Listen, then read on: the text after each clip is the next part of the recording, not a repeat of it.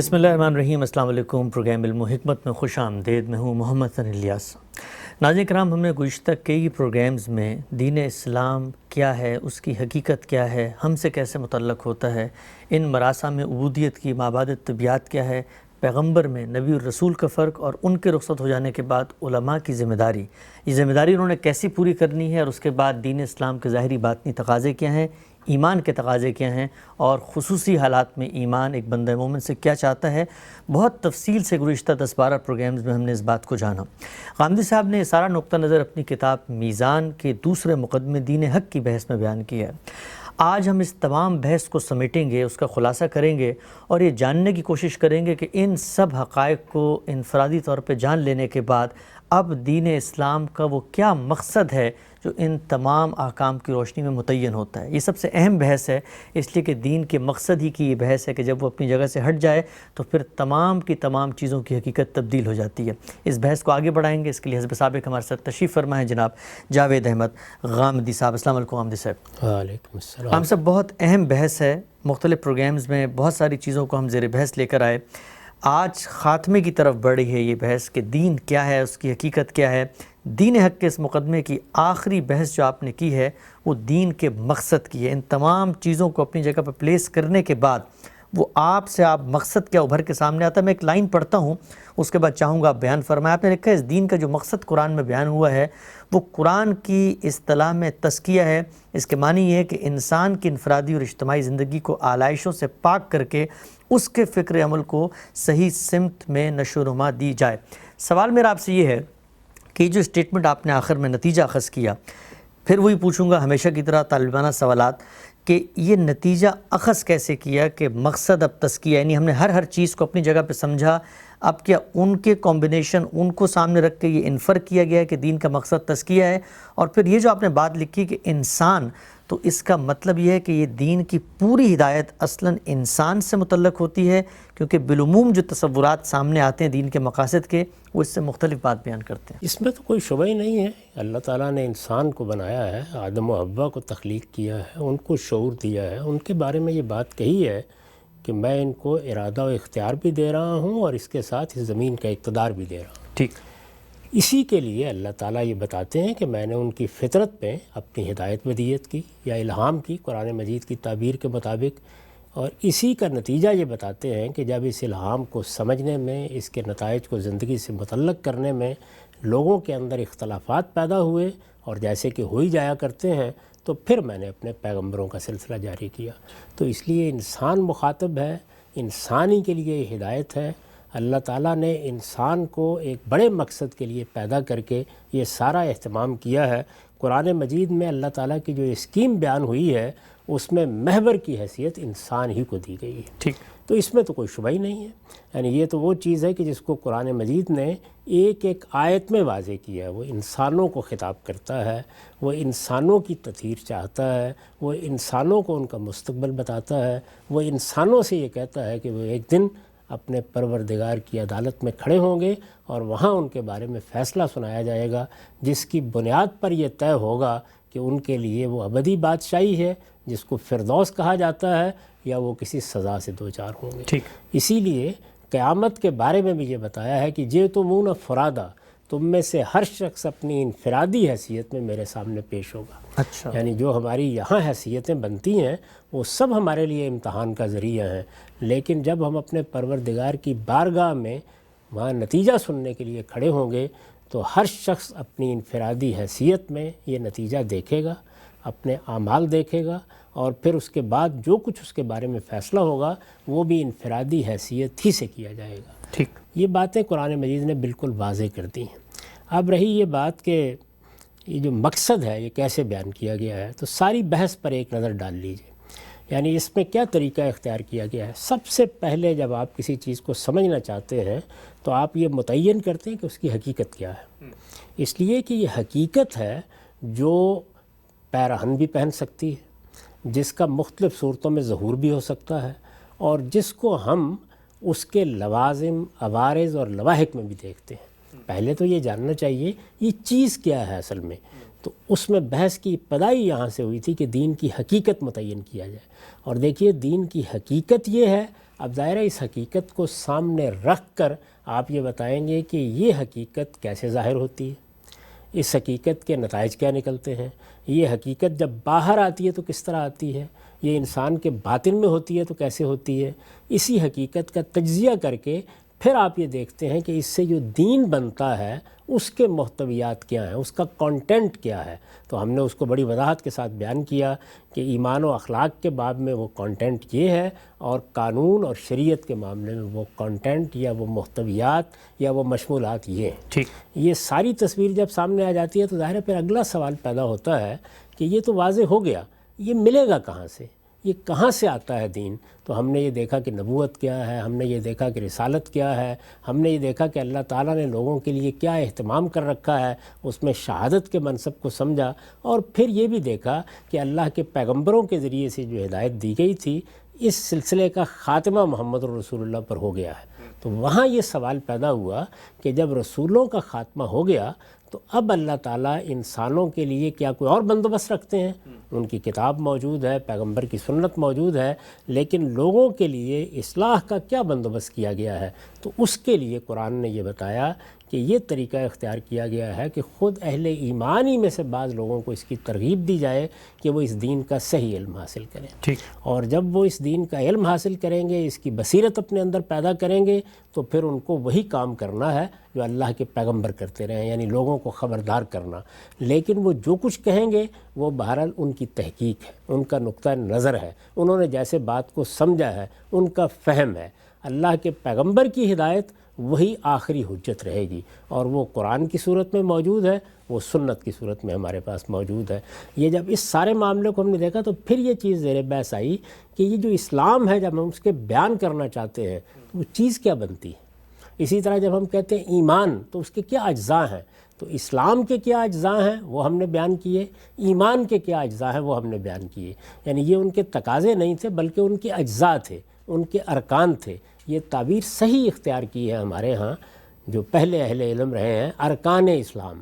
اور پھر یہ بحث سامنے آئی کہ یہ تو سب ہو گیا، اب یہ جو ایمان ہم نے اختیار کیا تھا کیا یہ ہم سے کوئی تقاضے پیدا کرتا ہے؟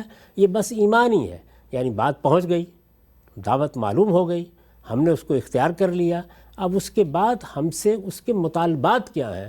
تو مطالبات یا تقاضوں کو ہم نے اس سے پچھلی نشستوں میں وضاحت کے ساتھ بیان کیا ہے، یعنی کیسے اچھا عمل تقاضا بنتا ہے، کس طرح لوگوں کو نصیحت کرنا ایک تقاضا بنتا ہے۔ پھر یہ بتایا کہ کچھ حالات میں تبدیلیاں آتی ہیں، اس کے تحت بھی کچھ ایمان کے تقاضے پیدا ہوتے ہیں، جیسے ہجرت ہے، نصرت ہے، اور پھر قیام بالقسط کے تقاضے پر ہم نے بہت تفصیل کے ساتھ گفتگو کی۔ جی، یہ اب پورا کا پورا دین ایک جامع تصور کی صورت میں ہمارے سامنے آ گیا ہے، یعنی یہ دین ہے جو اللہ کے پیغمبر لے کر آئے ہیں۔ اس دین کی تمام جتنی اہم اصطلاحات ہیں ان کی وضاحت ہو گئی ہے، تو تصویر بن گئی، یعنی دین کا ایک تصور قائم ہو گیا۔ اس میں سب سے اہم سوال جو ابتدا میں تھا وہ کیا تھا؟ اس کی حقیقت کیا ہے؟ تو ہم نے کیا بتایا؟ اس کی حقیقت ہے اللہ کی بندگی، اس کی حقیقت ہے اپنے عبد ہونے کا اعتراف، اس کی حقیقت ہے انسان کے بعد جو خدا کے ساتھ یا اللہ کے ساتھ ہمارا تعلق بنتا ہے اس کا صحیح شعور، یہ اس کی حقیقت ہے۔ لیکن یہ ساری حقیقت کے بعد جو ہم سے مطالبات کیے گئے ہیں یا جو ہمیں کانٹینٹ دیا گیا ہے یا جن چیزوں پر ہم نے عمل کرنا ہے، اس کا کوئی ہدف بھی تو ہونا چاہیے نا، یعنی مقصد کیا ہے یہ سب کچھ کا؟ ہم اپنے اندر یہ ابدیت کا شعور پیدا کریں گے اور اس کے تحت جو احکام ہمیں دیے گئے ہیں ان پر عمل پیرا ہوں گے تو کوئی ٹارگٹ ہے جس کو ہمیں حاصل کرنا ہے۔ یہ مختلف ہو سکتے ہیں، جیسے کہ ہمارے ہاں بعض تعبیرات میں بیان بھی کیے گئے ہیں، تو وہ کیا ٹارگٹ ہے، کیا چیز ہے جس کو سامنے رکھ کر اللہ تعالیٰ یہ دین دیتے ہیں؟ دینے کی ضرورت ہی کیوں پیش آتی ہے؟ ظاہر ہے کہ مقصد بیان ہونا چاہیے، تو مقصد کی بحث جو ہے اس کے لیے جس طرح کہ پہلے آپ نے دیکھا کہ ہر بحث کی میں نے بنیاد اللہ تعالیٰ کے ارشادات پر رکھی، ٹھیک، یعنی یہ وہ معاملہ نہیں ہے دین حق کو جب آپ بیان کر رہے ہیں کہ آپ اپنی طرف سے کوئی منطق اس میں داخل کر دیں۔ یہاں تو آپ کو یہ بتانا ہے کہ اللہ کی آخری کتاب قرآن مجید اس کا تصور کیا پیش کرتی ہے۔ تو اس میں میں نے بتایا کہ قرآن نے 3 مقامات پر اس کو واضح کیا ہے کہ ہم نے یہ قانون، یہ شریعت، یہی دین ہے، یعنی دین جو کچھ بھی ہے اس میں یا ایمان و اخلاق ہے یا قانون اور شریعت ہے، دو ہی چیزوں کا مجموعہ ہے۔ اس پر ہم بہت تفصیل سے گفتگو کر چکے ہیں، بلکہ ابتدا میں بتا چکے ہیں کہ جس وقت یہ حقیقت یعنی عبادت یہ ظاہر سے متعلق ہوتی ہے اور پورا دین بنتی ہے، تو اس کے محتویات یا اس کا کانٹینٹ یا اس کے مشمولات کیا بنتے ہیں۔ اس میں ہم نے یہ بتایا کہ اس کے دو حصے ہیں، ایک کا تعلق ایمان و اخلاق سے ہے اور دوسرے کا قانون اور شریعت سے۔ تو یہ دونوں جو حصے ہیں، دونوں کا مجموعہ یہی اصل میں دین ہے۔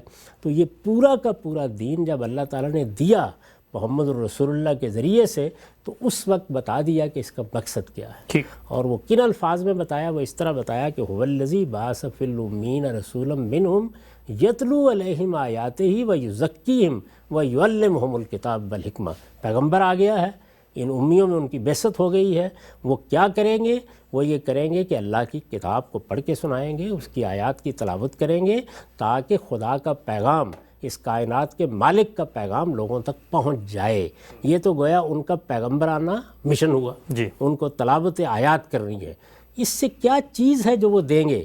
تو یہ کہا کہ وہ یعلمہم الکتاب والحکمہ، یعنی وہ تم کو حکمت کی تعلیم دیں گے، وہ تم کو اللہ کے قانون کی تعلیم دیں گے۔ یہ وہی دین کا کانٹینٹ ہے، یہ دین کے مشمولات ہیں، پورے کے پورے بیان کر دیے گئے۔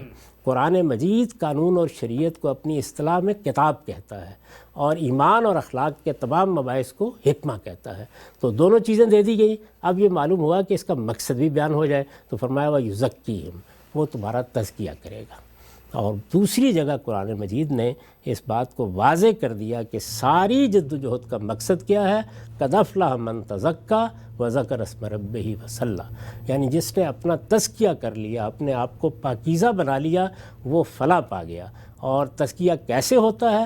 آگے یہ بتایا کہ اللہ کی یاد سے ہوتا ہے، اس کے سامنے سرفگندہ ہونے سے ہوتا ہے۔ یہ گویا دین کی پھر حقیقت کو بیان کر دیا ہے۔ یہ وہی عبادت ہے، وہی عبد اور معبود کا تعلق ہے۔ یہ اصل میں وہ حقیقت ہے جو بعد میں ان تمام محتویات میں ڈلتی چلی جاتی ہے۔ تو قد افلح من تزکیٰ، اسی طرح دوسری جگہوں پر بھی اس کو بیان کیا ہے۔ اور اگر آپ غور کر کے دیکھیں تو جہاں دین کے الہام کا ذکر ہوا ہے وہاں بھی یہی لفظ استعمال کیا ہے۔ وہاں یہ بتایا ہے وَنَفْسٍ وَمَا سَبَّاهَا فَأَلْهَمَهَا فُجُورَهَا وَتَقْوَاهَا قَدْ أَفْلَحَ مَنْ زَكَّاهَا۔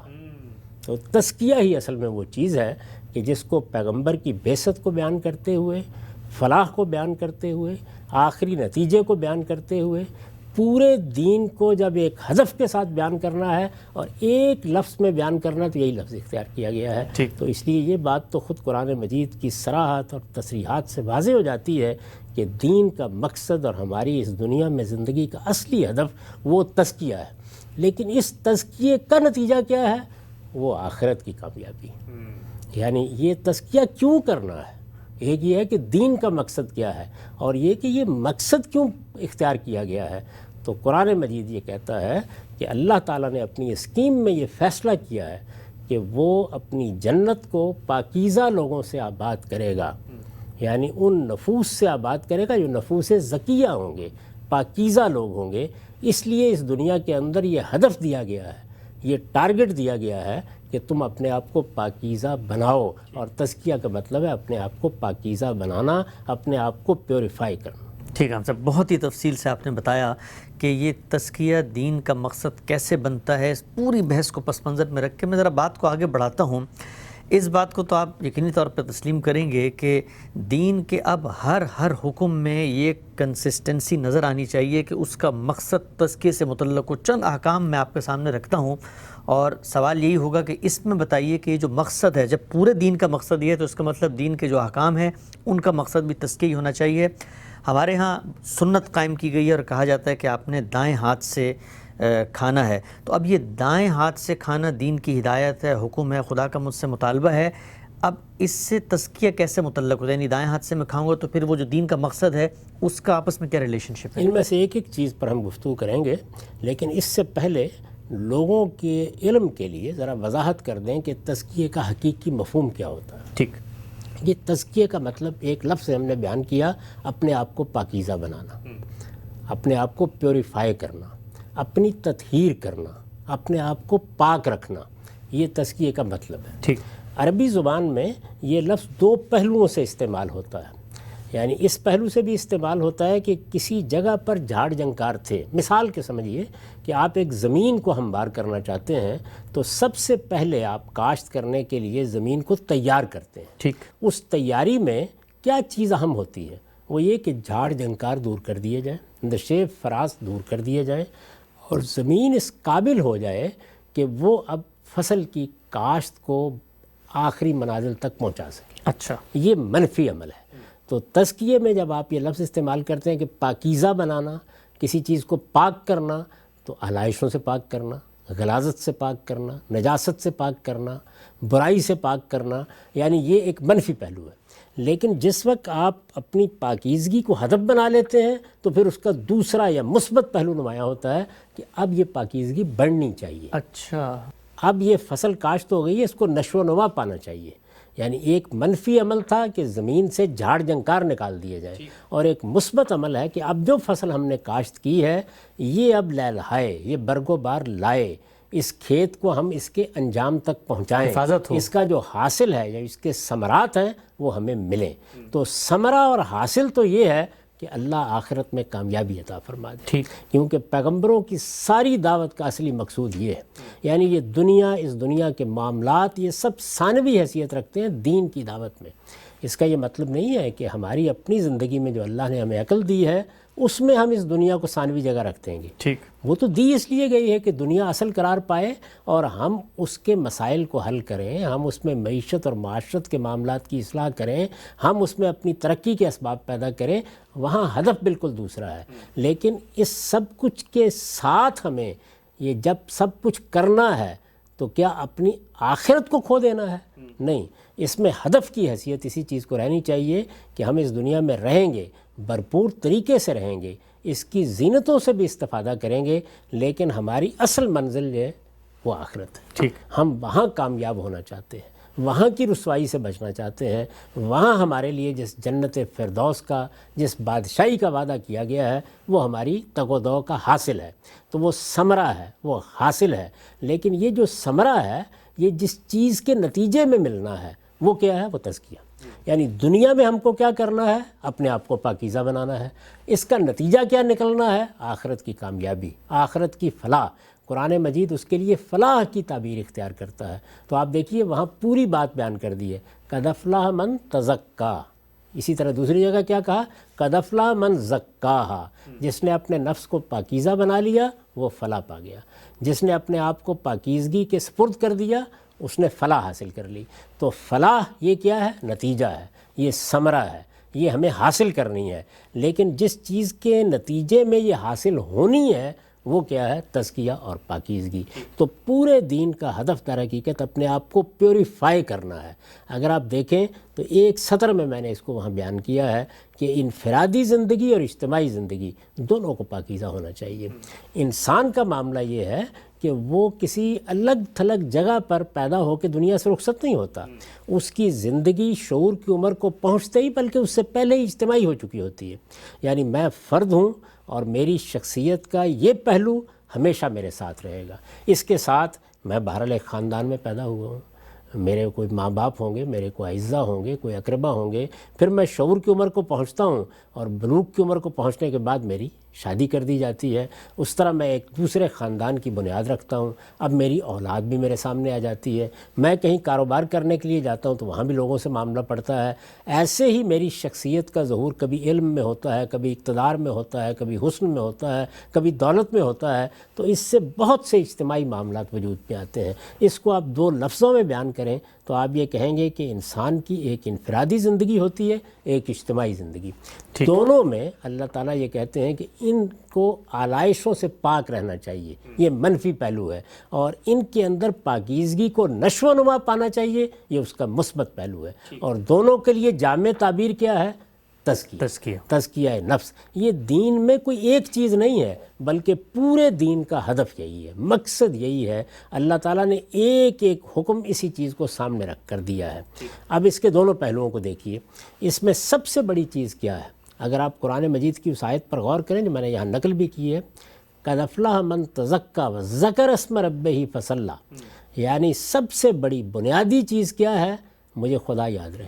ٹھیک. ہم نے جب دین کی حقیقت سمجھی تو کیا سمجھا؟ خدا کی سچی معرفت، وہ میرا معبود ہے، مالک ہے، اس کائنات کا بادشاہ ہے، اور میں ایک عبد کی حیثیت رکھتا ہوں۔ اب ظاہر ہے کہ میری اس حیثیت کی یاد دہانی ہونی چاہیے مجھے۔ تمام جتنے بھی عبادات ہیں وہ اصل میں ذکر اللہ کے لیے ہیں، اچھا، اللہ کی یاد دہانی کے لیے ہے، اللہ یاد رہے، اللہ تعالیٰ کے ساتھ ہمارا تعلق شعوری سطح پر قائم رہے، اس کی یاد دہانی ہوتی رہے، تو اس کے لیے عبادات کی نوعیت کی چیزیں لازم کی جاتی ہیں۔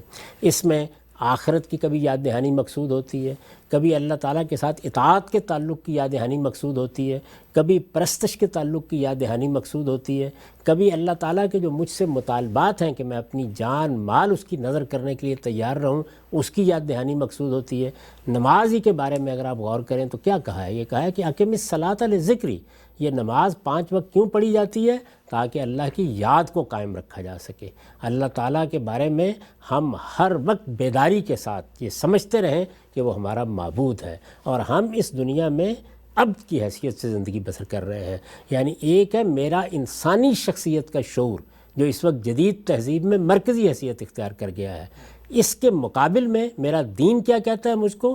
میری عبدیت کی حیثیت کا شعور، بندہ ہونے کی حیثیت کا شعور، یعنی وہ شعور انسانی سطح پر بڑی قیمتی چیز ہے کہ میں انسان ہوں، دوسری مخلوقات کے مقابل میں میری کیا حیثیت ہے، لیکن یہ دوسری مخلوقات کے مقابل میں ہے میں انسان ہوں، اور خدا کے معاملے میں کیا ہوں؟ عبد، یعنی اللہ کا بندہ ہوں، اور اپنی اس بندگی کے احساس کو مجھے تازہ رکھنا ہے۔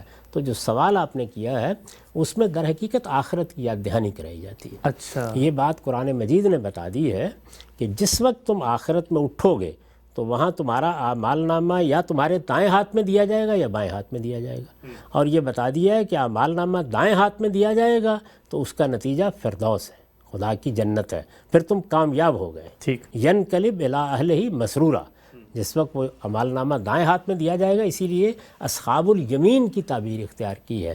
تو اس چیز کی یاد دہانی کو قائم کر رکھنے کے لیے یہ سنت ہمیں سکھائی گئی کہ دائیں ہاتھ سے کھانا کھاؤ، کیونکہ کھانا ایک ایسی چیز ہے کہ جو آپ نے 3 وقت 4 وقت کھانا ہی ہے۔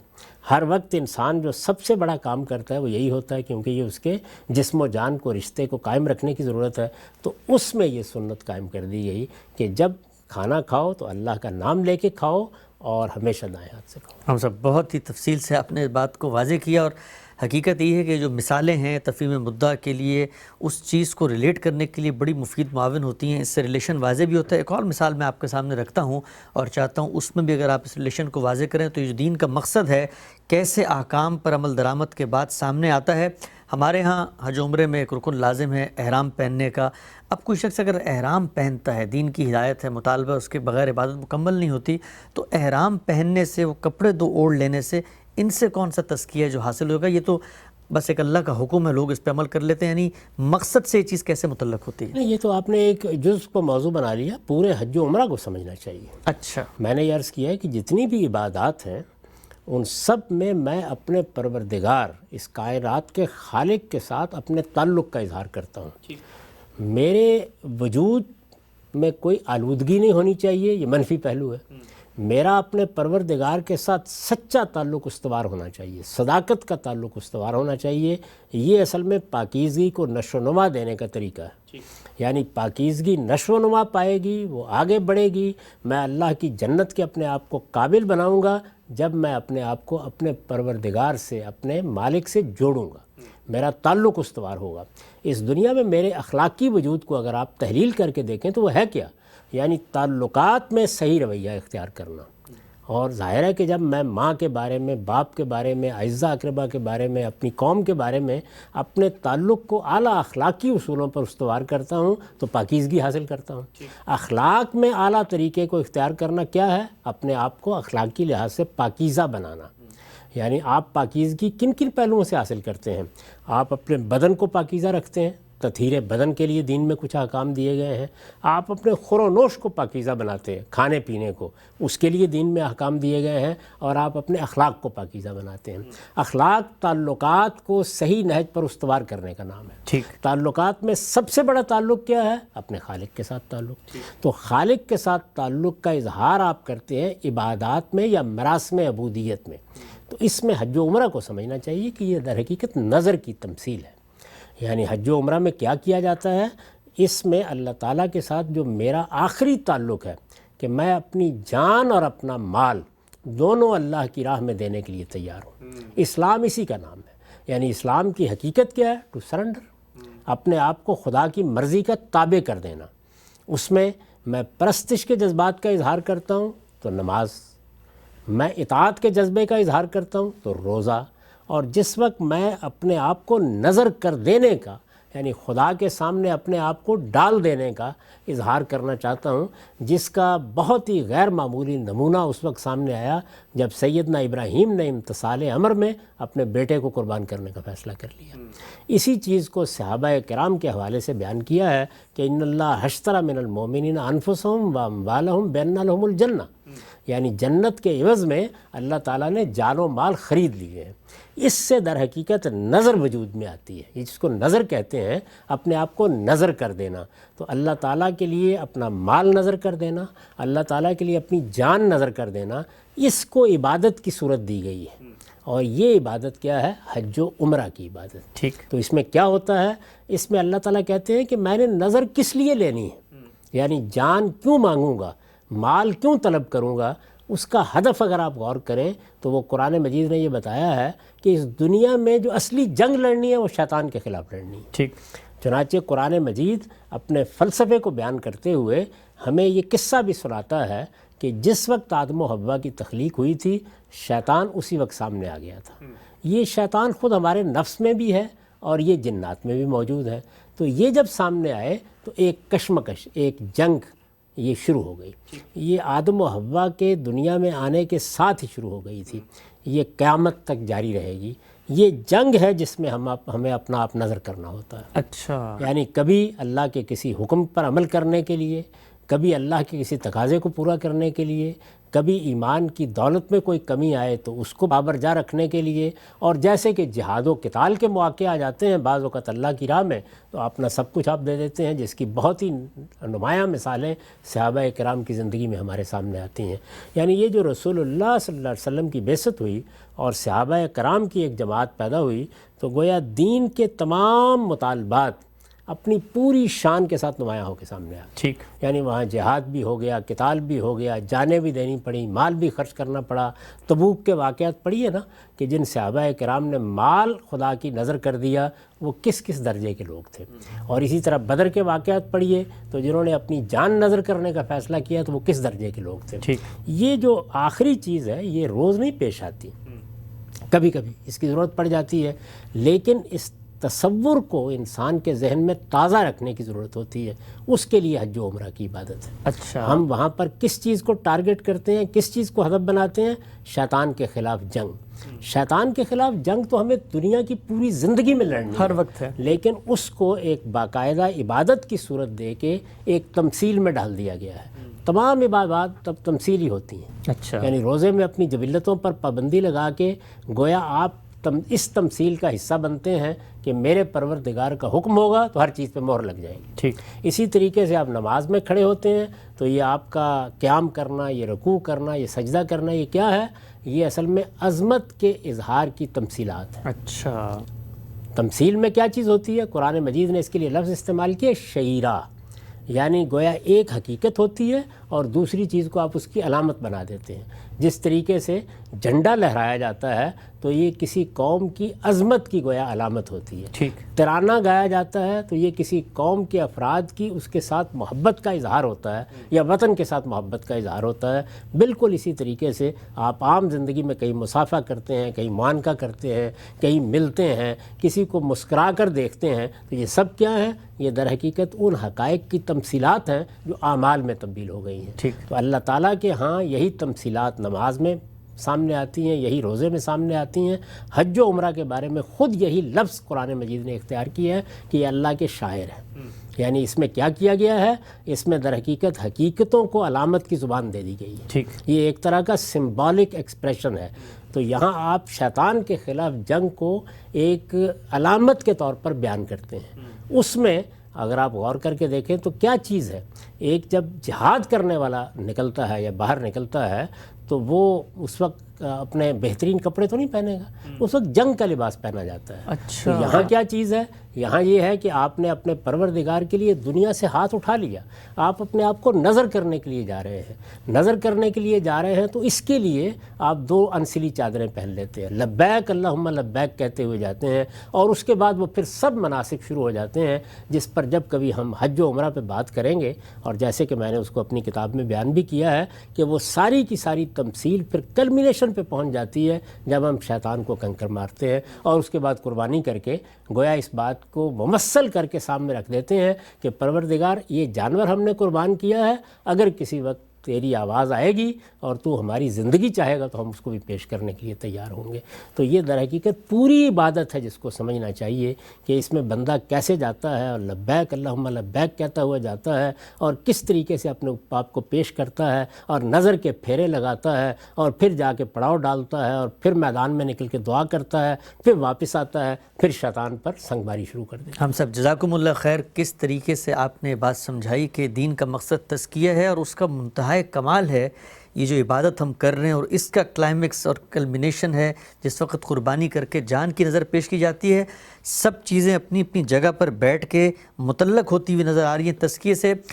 پوری بحث میں دین کی ایک مثبت تعبیر تو سامنے آ گئی، اور اس سے واضح ہو گیا کہ دین کا مقصد تزکیہ ہے۔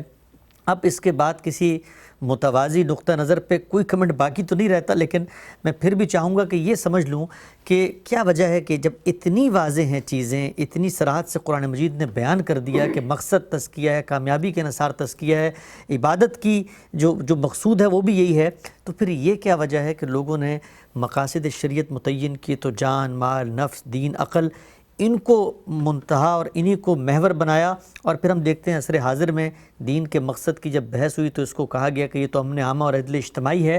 یہ مقاصد پھر کہاں سے سامنے آ گئے، اور ان مقاصد کی پھر کیا حقیقت ہے؟ 2 راستے ہیں۔ ایک طریقہ یہ ہے کہ آپ اللہ کی کتاب قرآن مجید کو سامنے رکھ کر دین کا تصور قائم کریں، اور ایک یہ ہے کہ مسلمانوں نے اس قرآن مجید کو رسالت مآب صلی اللہ علیہ وسلم سے حاصل کیا، رسالت مآب صلی اللہ علیہ وسلم کی سنت پر وہ عمل پیرا ہوئے، صحابہ کرام کی جماعت نے ایک بڑی سلطنت قائم کر دی۔ وہ بڑی سلطنت اللہ تعالیٰ کی ایک نعمت تھی، اس کا ایک انعام تھا۔ جب وہ قائم ہو گئی تو اس کے بعد قانون سامنے آ گیا، اس لیے کہ جب آپ ایک سلطنت قائم کرتے ہیں تو سب سے بڑی چیز جس کی ضرورت ہوتی ہے وہ در حقیقت قانون کے مسائل ہیں۔ ٹھیک، اس وقت بھی اگر آپ دیکھیں تو آپ کے ہاں جو پارلیمنٹ بنائی جاتی ہے اس کا اصلی مقصود کیا ہوتا ہے؟ قانون سازی کرنا۔ چنانچہ اس کا یہ وظیفہ اگر جاری ہے تو ہم کہتے ہیں پارلیمنٹ کام کر رہی ہے۔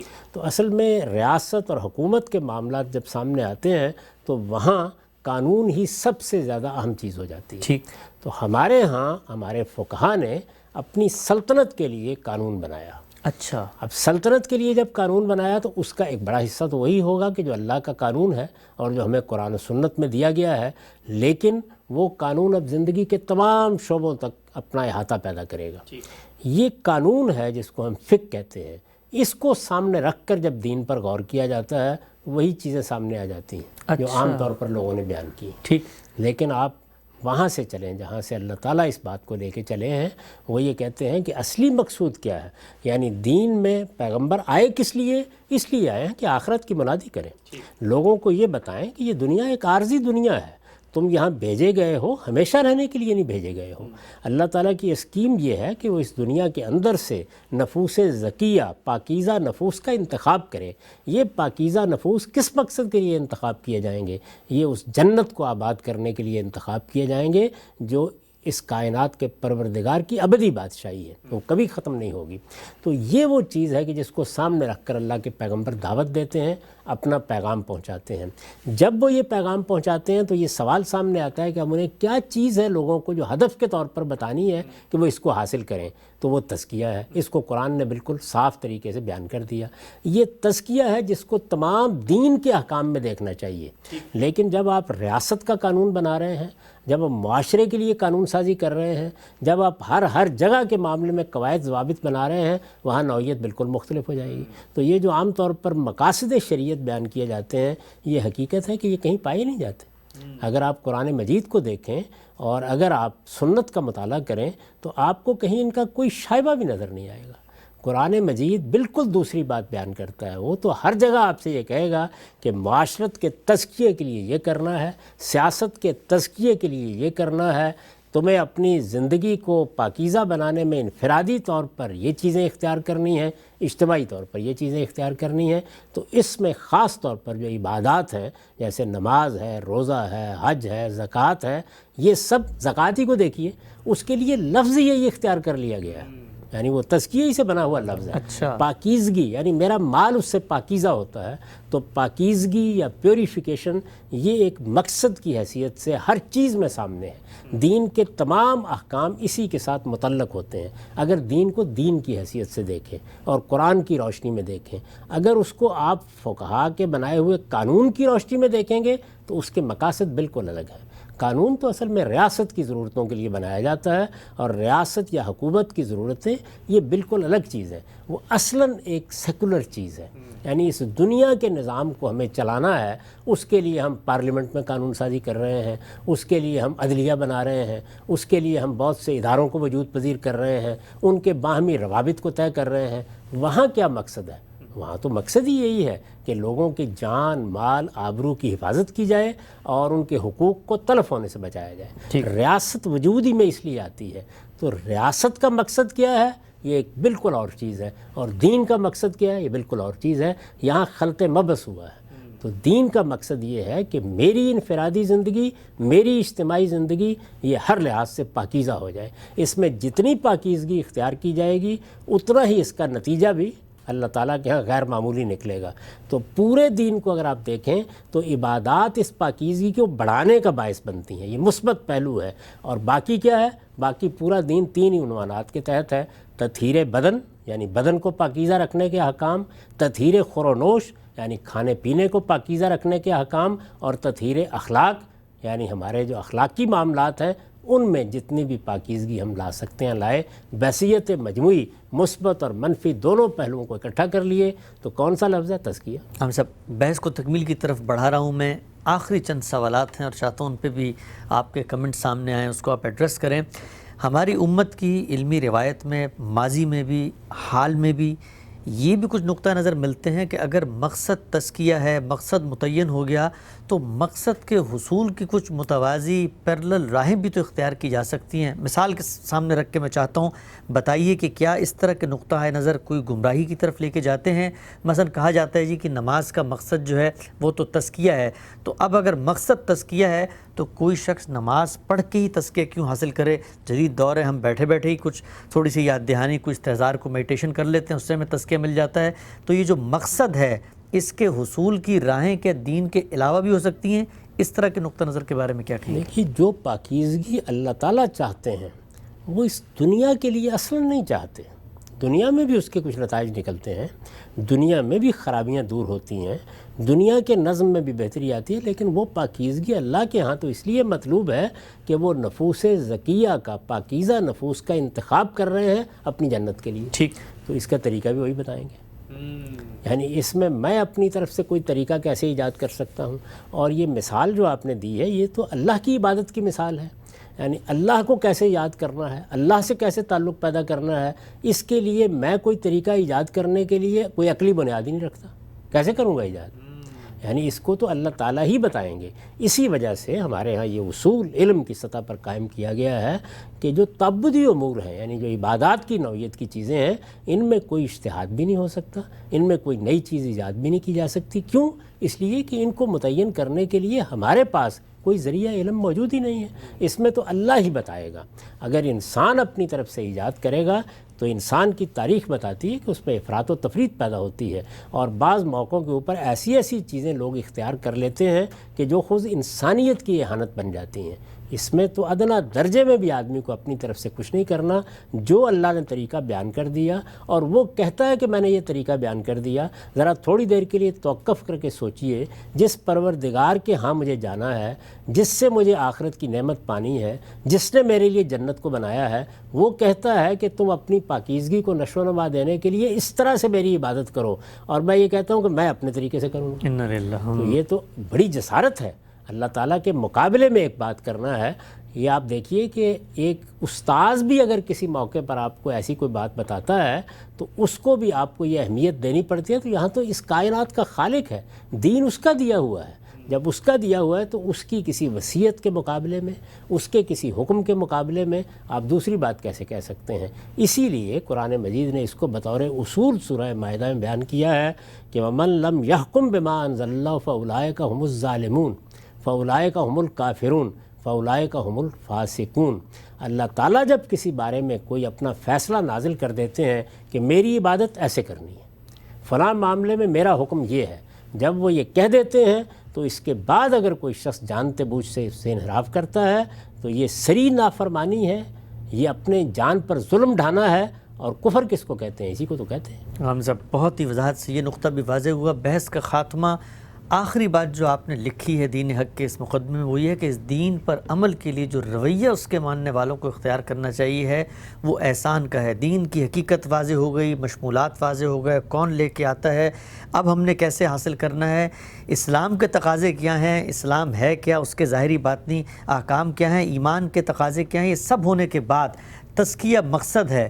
لیکن اب آپ فرماتے ہیں کہ احسان کا رویہ اختیار کرنا چاہیے، یہ ہوگا تو وہ باقی سارا کام بھی ہوگا۔ یہ احسان کیا چیز ہے؟ ایک ہی بات یہ ہے کہ آپ نے یہ سب کچھ جو کچھ بھی کرنا ہے، جس مقصد کو سامنے رکھ کر کرنا ہے، یعنی مجھے پاکیزہ بننا ہے، تو یہ حقیقت میں ہونا چاہیے یا یہ کوئی چھدا اتارنا ہے، کسی کو دکھاوا کرنا ہے، ریا کرنی ہے؟ ایسا تو نہیں ہونا چاہیے نا، کیونکہ یہ جو کچھ بھی آپ کو کرنا ہے پروردگار عالم کے لیے کرنا ہے، وہ جو سمیع و بصیر ہے، وہ جو دلوں کا حال جانتا ہے، اس کے لیے کرنا ہے نا۔ تو یہ چیز اگر آپ کے سارے دین پر عمل کرنے میں نہیں ہوگی تو اصل میں تو آپ نے کچھ کیا ہی نہیں۔ تو اس کو قرآن مجید نے بیان کیا ہے کہ من اسلم وجہہ للہ وہو محسن، یعنی اسلام کی ابتدا یہاں سے ہوگی کہ میں نے اپنے آپ کو سرنڈر کر دیا، میں نے اپنے پروردگار کی مرضی کے اپنی مرضی کو تابع کر دیا، لیکن تابع کرتے وقت مجھے اپنے دل کے اخلاص کو بھی دیکھنا ہے، مجھے کام کرنے کے اندر اپنے انہماک کو بھی دیکھنا ہے، مجھے اس کی پاکیزگی اور خوبصورتی کو بھی دیکھنا ہے۔ یہ ساری چیزیں جب میں دیکھتا ہوں، یعنی نماز پڑھنے کے لیے کھڑا ہوا ہوں اور مجھے یہ احساس ہے کہ میں اس پروردگار کے سامنے کھڑا ہوا ہوں کہ جو میرے دل کی حالتوں سے واقف ہے، ظاہر ہے کہ اگر یہ احساس میرے اندر ہوگا تو اس کا نتیجہ یہ نکلے گا کہ وہ نماز اللہ کے لیے ہوگی، وہ میری روح کی پاکیزگی کا باعث بنے گی، وہ میرے وجود کی تطہیر کرے گی۔ اور یہ چیز اگر نہیں ہے تو پھر تو اصل میں وہ ایک ورزش ہے کہ میں نے کر لی، یعنی کھڑا ہو گیا، میں نے سر سجدے میں رکھ دیا، یہ سب کیا ہوا ہے؟ یعنی جس وقت میں اپنے دین میں اس مقام پر کھڑا ہو جاتا ہوں کہ میرا رب ہے اور میں اس رب کو حاضر ناظر سمجھ کر یہ کام کر رہا ہوں، یہاں تک کہ آدمی اگر تطہیر بدن کے کسی چھوٹے سے حکم پر عمل کر رہا ہے، بال ہی صاف کر رہا ہے، اور اس احساس پہ ہے کہ میرے مالک یہ تیرا حکم ہے، تو یہ پاکیزگی چاہتا ہے، تو پاکیزگی کی نیت کیا ہے، اس کا محرک کیا ہے، اس میں مقصود کیا ہے، اس میں بندے کے انہماک کا کیا عالم ہے، وہ کس خوبی کے ساتھ اس کام کو انجام دے رہا ہے، ان سب چیزوں کے لیے قرآن کی اصطلاح ہے احسان۔ احسان کو عام طور پر ہمارے ہاں لوگوں نے اغوا کر لیا اور یہ خیال کیا کہ یہ کوئی صوفیانہ تعبیر کی چیز ہے۔ قرآن مجید نے ہر حکم کے بارے میں یہ کہا ہے کہ اس کی حقیقت کو تم نہیں پا سکتے جب تک کہ تم احسان کا رویہ اختیار نہیں کرتے۔ محسنین یہ لفظ قرآن مجید میں 10 جگہ پر آیا ہے۔ تو یہ احسان کا مطلب ہے کہ آپ اپنے دین پر عمل اس طرح کریں گے کہ اس کی حقیقت پیش نظر ہوگی، اس میں صحیح محرکات ہوں گے، اس میں نیت درست ہوگی، اس میں کوئی ریا کوئی دکھاوا نہیں ہوگا، اور وہ اس احساس کے ساتھ کیا جائے گا کہ میں اپنے پروردگار کو خوش کرنا چاہتا ہوں۔ سادہ لفظوں میں بیان کیجئے کہ جب باطن اور ظاہر میں کوئی عمل اس طرح ہوتا ہے کہ وہ اپنے ربی کے لیے ہوتا ہے تو یہ احسان ہے۔ رسالت مآب صلی اللہ علیہ وسلم سے اسی لیے جب سوال کیا ہے جبریل نے تو آپ نے جو جواب دیا وہ کیا تھا کہ تم اللہ کی بندگی ایسے کرو۔